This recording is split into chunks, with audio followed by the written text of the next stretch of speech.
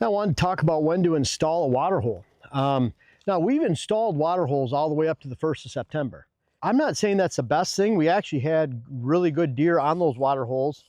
Dylan, if you remember the two over in Coon Valley, the big ones we put up top, we had the big 8 was on it right away during daylight. We had really good pictures right away.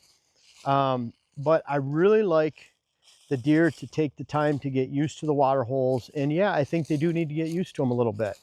You can have a local buck that's around them all the time. And to be honest, those two in Coon Valley where we're at, we actually replaced smaller water holes either in the exact location or just adjacent.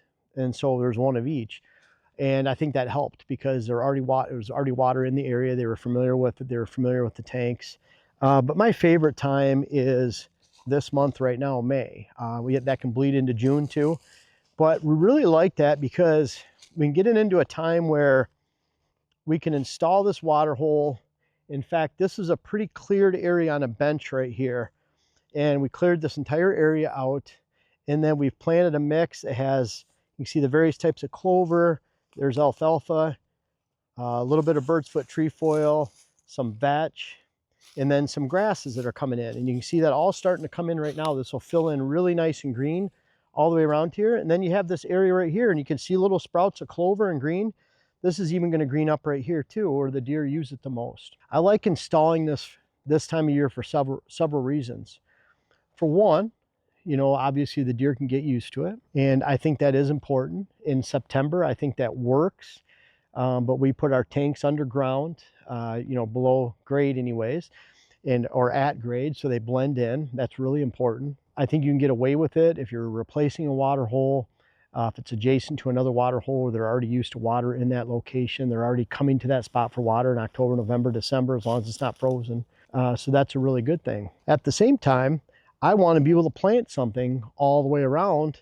So to the deer, it's just a little oasis in here. And you can see back here, I see a lot of our grass is growing and clovers coming in. We'll have to actually come down and we'll mow this and mow it so it looks like a nice little green area. And you can see where those deer, when this stopped growing, probably in late September, early October, every time those deer come in and they hoof it up, it just slowly turns into dirt over time. And you can see how that's happened around this area. You can see the side that they actually eat on the most right here. But again, that'll all thicken up and we'll be able to capture it right there from the camera.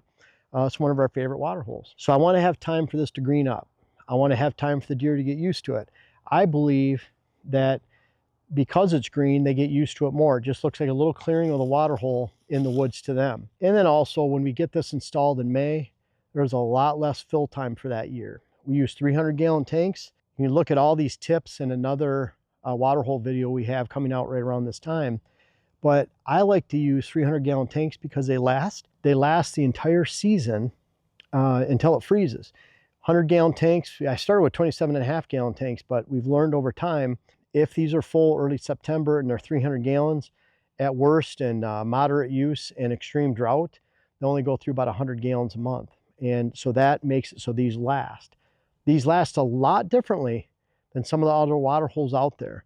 These are 25 inches deep for 300 gallons.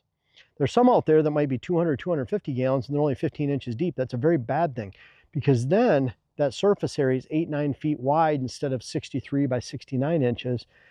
And that means that surface area that's exposed to the sun, to the air, there's evaporation that happens. So that water lasts a significantly less amount of days per gallon than when you have something like this 25 inches deep. This is also a good amount too because you can actually step in here. The deer can actually step in here. But what we see most of the time is they get down on their knees. So going back to best time to install these. Not only do we get the deer used to this clearing area and where we install it, not only do they get time to get used to and have this area grow around here, but getting back to those fill rates, then in May, in June, we get a lot of moisture, get a lot of rain, and that fills these up. And so we really want the deer to get used to that too. We want this to be full. And we do come in here and put about 125 gallons in at a time. And we have a lot of water holes in multiple states in Wisconsin, Minnesota. So I would rather that rain do the job for us. So There's a lot of reasons to get these in early. I would not hesitate if it was the only time I had to install it in September. But you can bet if you have, and this is one note with all these water holes, we're putting them in natural movement areas anyways. We're not using the water to pull deer from 100 yards away from a natural movement. And then, you know, oh, by the way, let's make this a hunting spot now. It's not that. This is a beautiful bench system. The buck that I shot right here last year, broken, was just walking right by. I don't know if he's going to take a drink or not. I didn't give him a chance to. Stands right there and I shot him. But this is a great cruising area. It's very steep right here, and it doesn't get flatter until about 300 yards down or more. So this steepness right here, they're up on this flat a lot. We have switchgrass along the edge up there. They don't just look up and see open field. They're out into open field. They feel secure right here.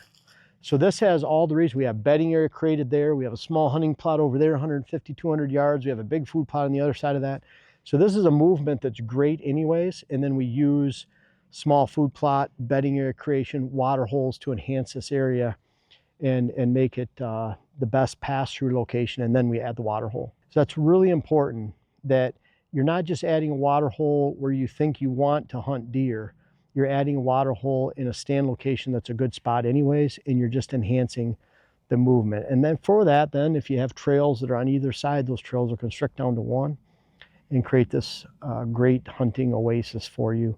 And we love our water holes. My bucks in Wisconsin and Minnesota last year were shot over water, and they're continually giving us great photos, giving us a great census on what bucks are in the area. And of course, you have to hunt them right. You can't overpressure these areas. I shot my buck here at 11:30 in the morning last year. Buck in Wisconsin was early enough that the neighbor was going out to hunt with a gas machine. I could hear it after I shot the buck. And so 3-4 hours before dark, so early afternoon. And that's what we find with these water holes. They're an all-day sit. And so get them installed early, get them installed right. Make sure that you have these deeper. We find this is about the best ratio right here as far as depth to surface area. 150 gallons or 25 inches deep too, but a lot less surface area. These seem to be about the perfect blend of size, surface area, potential evaporation, water loss, and just match it to these movements and put them in right, put them in as early as possible. And to me, what better month than May, early June at the latest. Get them in and get a camera on them and enjoy not only the deer that come in, but all the wildlife that comes into these water holes. A lot of fun to watch all year long. Now we own Pure Wildlife Blends Seed Company, and we really want you to try us out. We have about 19 different offerings online. These all go back to my roots of 25 years ago and up to 30 years ago when I first started food plotting. But making these combinations, I sit at the table with our seed supplier, put all these blends together. We use pure seed with no filler, no garbage.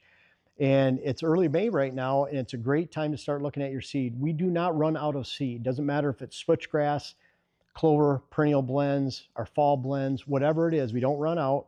We don't want you to come at one point and then we're not here, come back in another, keep looking. We always have it on supply. Wes, our food plot seed manager, is right back there. He's shipping out daily, and really want you to check us out. Of course, we have the web classes. We go to clients every year, almost 300 a year across the country. Books. There's lots of stuff you can check out on our site, lots of free material. But I really urge you to check out purewildlifeblends.com.